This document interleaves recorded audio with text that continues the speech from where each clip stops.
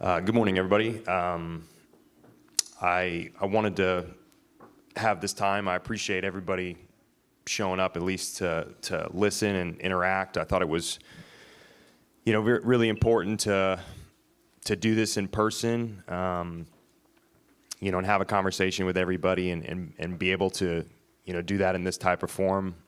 I didn't want to put out a statement or try and do an interview over the phone or something like that. I thought it was really important to get in front of everybody and have an opportunity to chat. With regards to the St. Petersburg race ruling, I think at this point it's really important to look at the facts of what happened, and the facts are extremely clear. There's no doubt that we were in breach of the rules at St. Petersburg. I used push to pass at an unauthorized time twice on two different restarts. And there's really nothing else to it other than that those are the rules, and we did not adhere to them. I think it's, for me, what's really important about that too is, there's only one person sitting in the car. It's just me. And so that responsibility and the use of the push to pass in the correct manner falls completely on me. It is my responsibility to know the rules and the regulations at all points and to make sure that I get that right. And with that regard, I failed my team miserably. It's like a complete failure from my side to get that right. It's my job as the leader of the two car to not make mistakes like that. You cannot make a mistake at this level in that situation. There's no room for it. There's no room for that type of mistake anywhere, or certainly not at the top level of motorsports. And I don't want to hide from that. It's, for me, it's an embarrassing situation to have to go through. To see what's transpired. It's demoralizing in a lot of ways. And, there's nothing that I can say that changes, the fact of what happened. I mean, it's pretty clear. So, that's why I say I think the facts are most important right now. I think that's what really matters. I also think the truth is important. And I think that there can be space for both of those things. So, if there's anything that I wanted to come say too, I want to deeply apologize to our fans, our partners, my teammates, the competitors that I race against, anybody that's in our community. I've worked my entire career to hold myself to an incredibly high standard, and clearly I've fallen very short of that in this respect. And once again, I mean, I can't overstate. It's a difficult thing to wrestle with. It's very, it's a very embarrassing process to go through, and I hope we can find a way forward after this. I mean, that's really all you can do is try and find a way forward after the fact. So I just wanted to come here and state that, and I appreciate everybody's time and let me speak. We'll open it up for questions in person, and then we'll also try to take some off of Zoom. We'll begin in person. Bill, I think Taylor, do you have another microphone on your side? But let everybody know. Bill, where are you at, buddy? Let's start here with Nathan Brown in the front row. Nathan Brown from the Indianapolis Star. Then we'll go Bruce Martin from NBC and Forbes. Thanks, Nathan. Hey, Joseph. Thanks for doing this morning. Your three pushes of push to pass on restarts at St. Pete, 3 seconds, 2.4, and 3.6 seconds on lap 72. Did you feel those instances in the car? Oh, of course. Yes. No, I purposely was hitting the button. The tough part is the intent. And I don't think that, intent matters at this point. The facts are, when are you allowed to use push to pass? And the rules state that you're not allowed to use it until the alt-start finish line, and I didn't.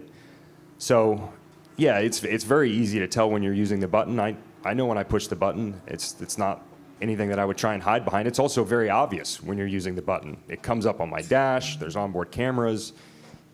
People see the telemetry updates. It's not something that you would hide from, and I'm not trying to hide from it. I know exactly when I push the button. So, yeah, it's something you feel every single time. I mean, I don't know how you couldn't. It's a very obvious thing. So then after the race, are you conscious in that moment in the days following St. Pete that you hit the button when it shouldn't have been working? And if so, did you do anything, talk to anyone about that feeling? The tricky thing about this whole situation is I didn't know I did anything wrong until Monday after Long Beach. It's the first time I heard that I broke rules. And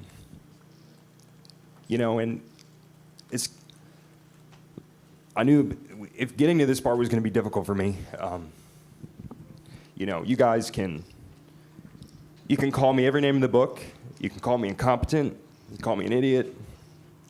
Call me an asshole. Call me, stupid, whatever you want to call me. But I'm not a liar. And the story that I know, which is the truth, is almost too convenient to be believable. And so, to answer your question, no, I didn't leave St. Pete thinking we pulled something over on somebody. I didn't know that we did something wrong until this week. And then I've had to wrestle with the fact that, how do you explain a situation to people? I know what happened. I know why it happened, and I don't think it's very believable, even when I try and tell the story back. I don't think any of us believe it'll be believable to somebody, but it's the truth. So no, just to answer your question, I didn't know I did something wrong in St. Pete, and maybe to elaborate on that, because there would be a follow-up, how did you know you didn't do something wrong? The key difference on the 2 car, which is important to understand, is that somehow, some way, we convinced ourselves that there was a rule change to restart specifically with overtake usage. And you say, well, how do you come up with this? That's never happened before. The only place that this got introduced was with the thermal exhibition race. It's the only time, in my time in IndyCar, where we've actually had a legitimate legal change of the push-to-pass system, where it's going to be operable at a time other than at the alt start finish line. It was going to be usable in qualifying too. There was a lot of discussion around it, and we somehow genuinely believed and convinced ourselves that at St. Pete the rule was now you can use it immediately on restarts. You don't have to wait till the alt start finish line. It's going to be available immediately. And I even wanted the team to remind me of this so that I didn't forget. I'm like, well, if whenever you get something new as a driver, you're always like, please remind me. It's easy for me to forget this stuff with everything going on inside the car. And I specifically asked for that too. We all knew about that. And so what's the craziest part of the story is the software issue that no one knew about just perpetuated that belief even further. So then you go through St. Pete, you go through thermal where it's an actual change and everybody's using it. And then you go to Long Beach, and it's still in the car. And the first time that any of us hear about this software issue or mistake is of warm-up. And the even crazier part of that is, even when you learn about the software issue that no one knew about, and it was fixed, I still believed the procedural difference on restarts was in applied for Long Beach. I tried to do the exact same thing leading the race at Long Beach. I even pushed the button. I came over the radio. I said, hey, the overtake's not working correctly. I said it throughout the whole first lap because it wasn't working right. I mean, I don't know how or why in your right mind you would do that. Why would I, did I try and come up with a conspiracy and then cover it's not. The truth is, somehow we got that mixed up, and it somehow got entangled with the mistake, and it's created some ridiculously unbelievable storyline now. But the facts of the matter are, I used it illegally. I wasn't allowed to, and I can't change that. Whatever I say going forward will not change those facts. And it kills me that it doesn't. I wish I could go back in time and somehow reverse all this, but I can't. And I thought about this a lot. I was like, I don't want to put out a statement. Two things matter to me: accountability, and we have to be held accountable for any sort of mistake, whether you meant to do it or not. You got to be held accountable, and the truth matters to me. And today I want to be held accountable for what I did and the actions I took, and I want to tell people the truth. And those are the two things that I wanted to achieve this morning. So, if I do that, I can leave here and I can feel good about anything going forward. My last question, and I'll cede the floor. Can you kind of paint the picture for us how you found out about what transpired, that it was against the rules this week, and just maybe take us through your mental process and how you've dealt with this? I know it's been an emotional couple days for the whole team, for Roger, for Tim, for your other two teammates, and I'm sure the folks on your car as well. Yeah, it's been a weird week, a very weird week. I learned about this on Monday. I stayed in California with my family. We were there till Wednesday. I had a conversation with a couple different people on Monday, which was the first time that I was able to put two and two together, that one, the software issue, was a problem that we didn't know about, and that also we were incorrect. We didn't have the procedure correct on what was allowed and not allowed now on restarts. And it's crazy how this works. When you do something wrong and you didn't know you did something wrong, it doesn't hit you immediately. You get told that and you think, oh wow, that's crazy to hear that this is what's happening. And then you move to Tuesday, and it starts to really hit you that you're like, oh, this is a big problem now. This is a really big problem. And then it comes out on Wednesday, and there's a whole different set of emotions that come into play with that, because it's a true reality, and it's something you can't control. None of us can control this. None of us can change it. And it's all. I don't know how to describe it other than that. I've had to. I've looked at everything. I don't know how you can't. I know what's been said. I know how people feel, and you just have to. I mean, what are you going to do? What are you going to do? You just have to live with it. Bruce? Joseph, how have you worked through this mentally and emotionally to be able to deal with just the devastation that comes with this announcement? Well, I feel better now. I did think about this. I didn't have anything prepared today, and I didn't want to have it prepared. I didn't want to rehearse anything. Of course, I've thought about it. How could you not? I've been thinking about this nonstop for 48 hours. I woke up at 3 a.m. this morning. I couldn't fall back asleep. I was like, man, I got to be rested to go speak to these guys. I just wanted to. The truth is easy. It's so easy to just tell the truth, and I wanted to do that today. And I've left a little bit of room for this weekend. I've tried to study and do my normal deal, so I'm hoping I'm going to be ready to go. And also, the month of May is supposed to be a very joyous month for you as the defending winner of the Indianapolis 500. And in some ways, how do you keep this from affecting some of that joy that you were going to have returning to the Speedway? Well, I'm still happy. I mean, look, I got the best job in the world, and I'm excited. I'm still excited. I'm excited for this weekend. It should be good. Joey? Obviously, this has created a ripple through the paddock. How do you earn the trust back of your competitors? I don't know. I don't know how you do that. It's important to state, and I think it's the truth. I don't know that anybody is going to believe what I've told you here today, and that's okay. I mean, I think it's a crazy set of circumstances to try and just reason with. It's certainly not going to come from words. It's just going to take repetitive action. That's all you can do is just repetitive action, and hopefully, I can stand on that in the future. So, however long it takes or how many years, if I'm given the time, I'll just try and, earn it through action. Patrick?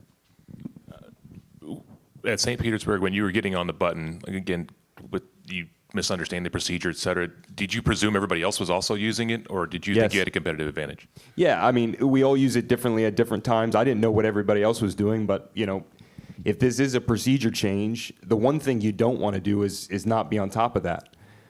Because if someone else is using it, then you are at a disadvantage to not use it yourself. So I assumed, people would be using it. I mean, why wouldn't they? Especially in those type of situations, you want to make sure you're covering it. If you have a good jump, you wouldn't use it. If you have a bad jump, you are going to use it. These are the things you think about, and I would have assumed that everyone would have been, under that same operating style, if you will. You got a follow-up? Go ahead. We have another roughly 10 minutes or so just to And this is clarify. probably not your job, but in the data, looking at the data after the race, were you surprised that Will didn't use it in those situations and that Scott used it sparingly, or did you guys have a conversation?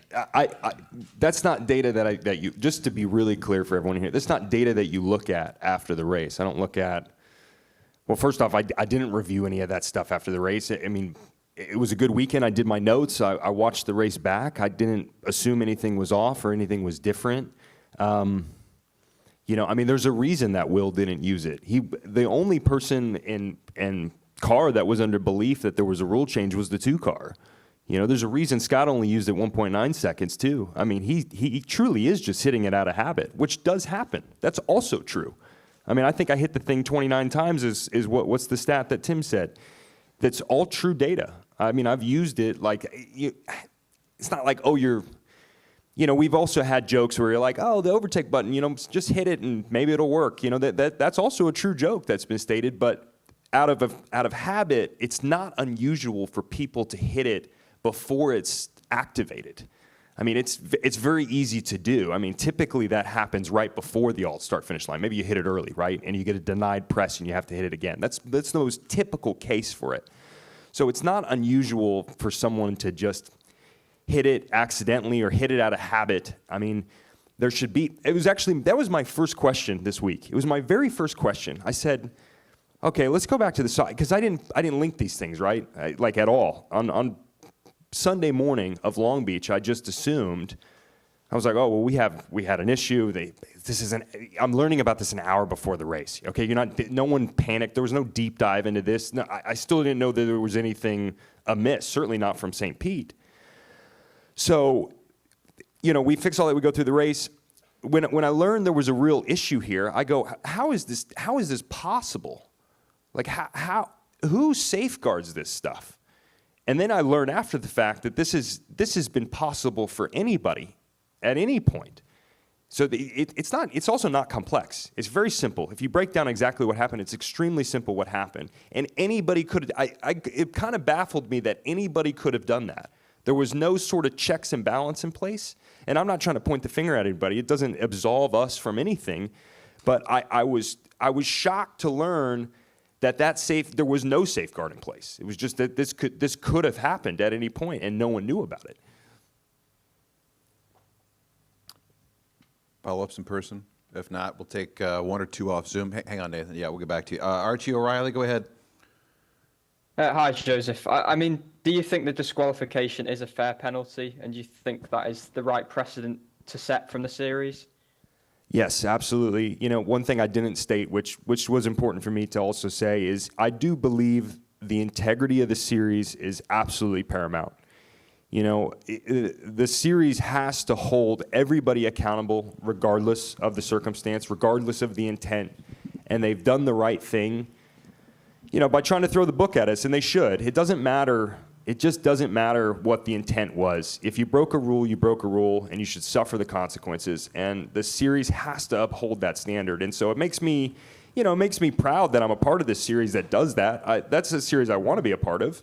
So I think the penalty's fair. It's crushing. I mean, I'm going to look back on it too and say, well, I don't want that win on my books either. I don't want it. I'm glad they're taking it away. If it was tainted, then I don't want to be near it. And unfortunately, it is. I can't reverse that in time, and it's good what's happened. I'm really pleased by it. And have you spoken to Roger about the situation and maybe just detail how he's reacted to it? I have spoken to him. I've spoken to him once, and he did not take it well whatsoever, as you could imagine. I was interrogated at first, and it's.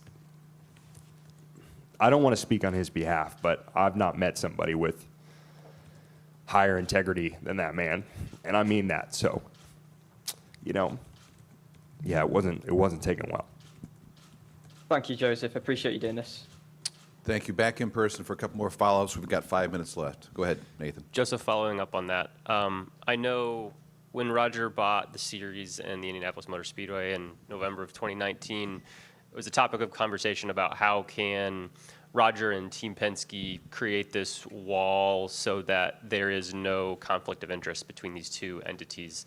I know going through everything that you've said, this seems like it was just an honest mistake from a couple different angles, but reacting to having to talk to Roger about this, I imagine there was maybe a sense of, letting him down, knowing how much pressure he is under to try to keep these two things separate.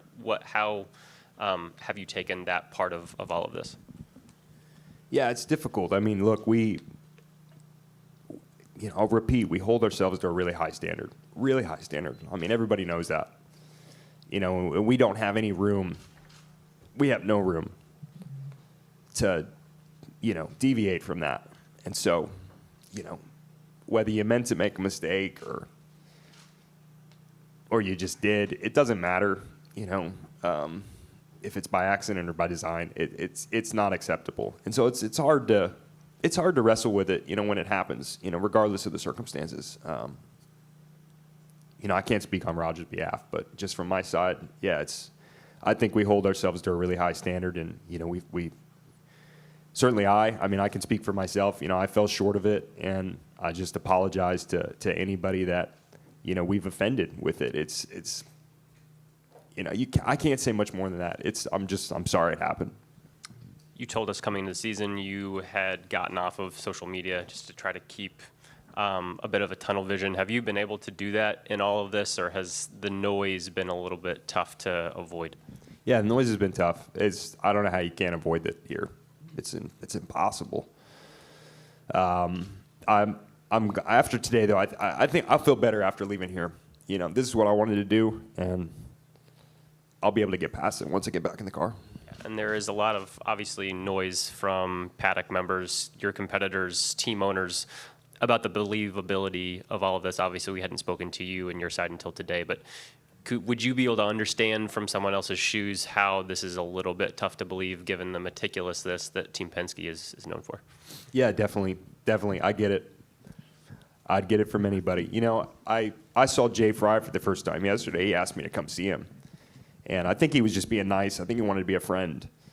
And, I told Jay the story too, and I was like, Jay, this is what happened. And it's the saddest thing about it was no one did this on purpose. That's the saddest thing.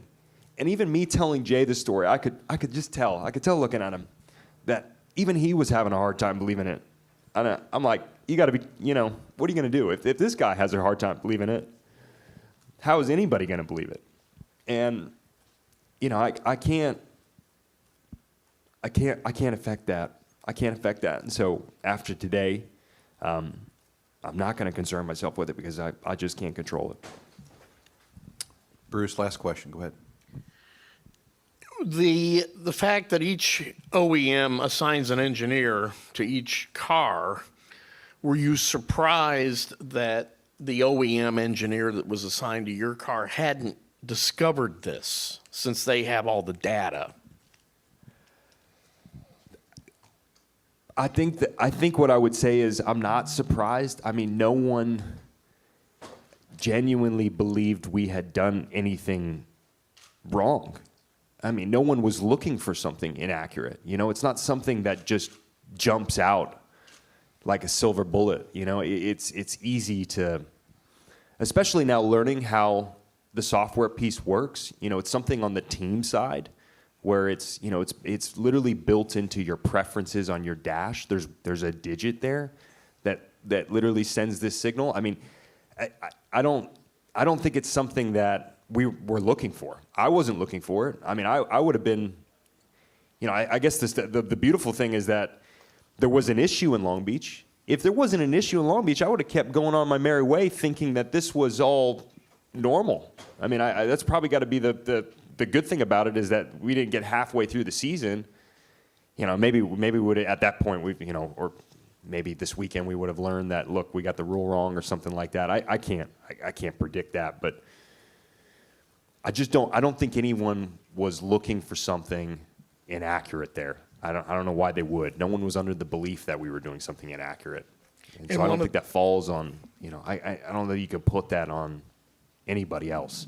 And one of the things about thermal was the thought that we're going to experiment with this and we may use it in future races. So Yeah. would there be a little bit of a hollow feeling if this eventually gets to be an approved part of the procedure? No, I don't know that it's going to be hollow. I mean, it's embarrassing that, no one else is responsible for knowing the rules and regulations like me. I'm the leader of my team, and, it falls squarely on me.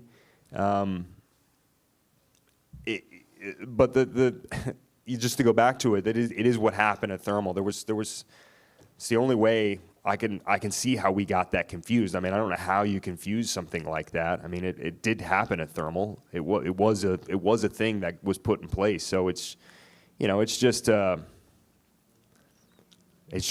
embarrassing. It's an embarrassing thing to get wrong. We're going to leave it there. Joseph, thank you for your time today, and good luck this weekend. Thank you.